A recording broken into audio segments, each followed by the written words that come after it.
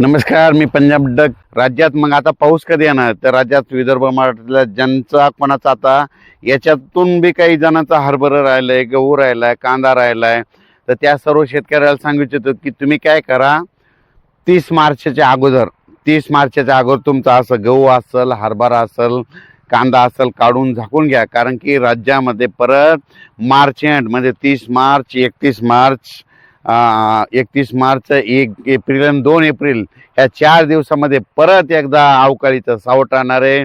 म्हणून हा अंदाज सर्व शेतकऱ्यांनी विदर्भ मराठवाड्यातल्या कोरडवून शेतकऱ्यांनी लक्षात घ्यायचा. मग सांगायचं झालं तर हे पाऊस मग आता जसा वारं पाऊस पडला तसंच त्याच्यामध्ये वारं राहणार आहे, पाऊस राहणार आहे, काही ठिकाणी गारपीट देखील राहणार आहे.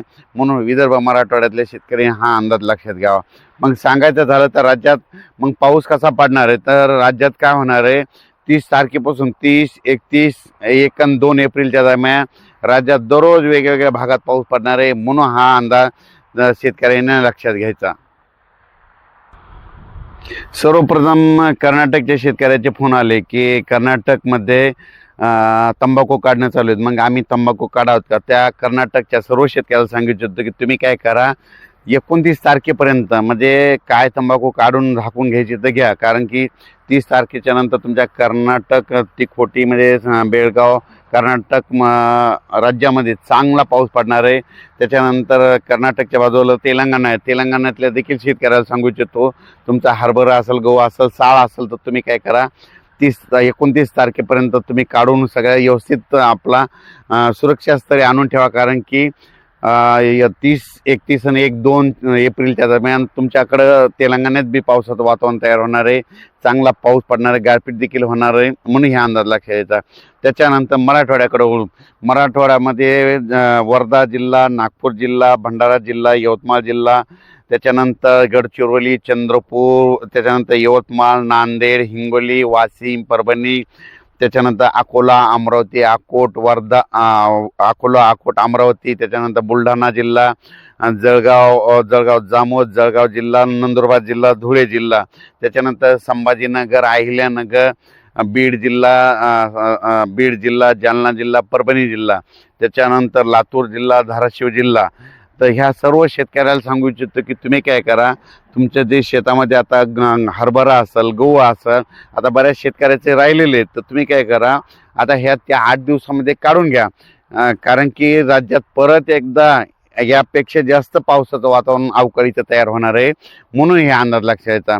कारण की आता बऱ्याच शेतकऱ्यांचं पीक आलं घरी, काही जणांचं आणखीन राहिलेलं आहे. तर याच्यामधून देखील तुम्हाला एक सांगू इच्छितो की तुम्ही 30 तारखेच्या आत काढून घ्या.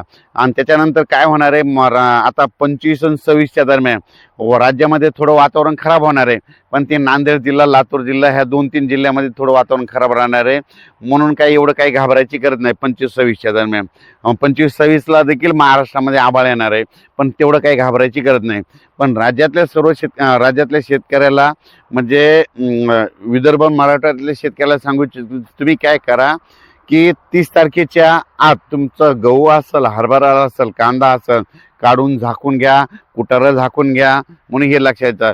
वीट उत्पादक उत्पादकांना देखील सांगू इच्छितो की तुम्ही काय करा, 30 तारखेच्या आत तुम्ही तुमच्या विटा झाकून ठेवा. कारण की वातावरण खूप खराब होणार आहे. म्हणून हे अंदाज लक्षात घ्यायचा. या पावसामध्ये वाऱ्याचं एक प्रमाण जास्त राहणार आहे, विजाचं एक प्रमाण जास्त राहणार आहे, गारपीट देखील होणार आहे. त्याच्यामुळे हे खास करून शेतकऱ्यांनी लक्षात घ्यायचं. आणि शेतकऱ्यांनी आपली पाळीव प्राणी झाडाखाली बांधू नका. कारण की ह्या पावसात देखील 2-4 ठिकाणी, बऱ्याच ठिकाणी लिंबाव देखील वीज पडलेल्या दिसल्या, नारळाच्या झाडावर देखील वीज पडलेल्या दिसल्या. म्हणून शेतकऱ्यांनी ही खबरदारी म्हणून आपण आपलं काळजी घ्यावी, स्वतःची काळजी घ्यावी. कारण की राज्यामध्ये आता बऱ्याच शेतकऱ्याचं आणखीन काय झालं की आणखीन जवळपास सांगायचं झालं तर आता 21 म्हणजे आणि 8, 9, 10 दिवस आहेत. त्याच्यामुळं तुमचं सुखरूप जे आलेलं पीक आहे ते घरी येऊ शकतं.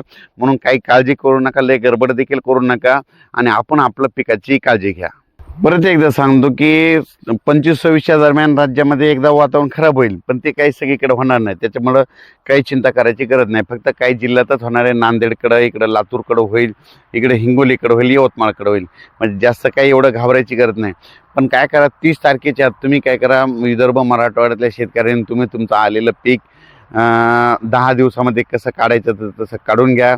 कारण की आणि माझी बऱ्याच शेतकऱ्याला विनंती की आता यूट्यूबमध्ये याच्यामध्ये बरेच व्हिडिओ आले, गारपीट चालू होती ना, आपण आपली ती पाळीव प्राणी जनावरे गाई म्हशी त्या गारेमध्ये उभ्या होत्या, तर काय करा, त्यांना देखील सुरक्षा स्थळी गोट्यामध्ये बांधून ठेवण्याची तयारी ठेवा. कारण की मुके प्राणी येत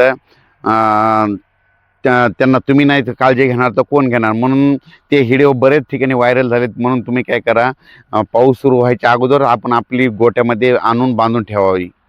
आणखीन याच्या नंतर डिटेल्स मॅसेज आणखीन 2 ते 3 दिवसांना परत एकदा सविस्तर पुन्हा कोणत्या जिल्ह्यात पडेल पाऊस ते सगळं डिटेल दिल्या जाईल. धन्यवाद. अचानक वातावरण बदल झाला, परत एक मेसेज दिला जाईल. धन्यवाद.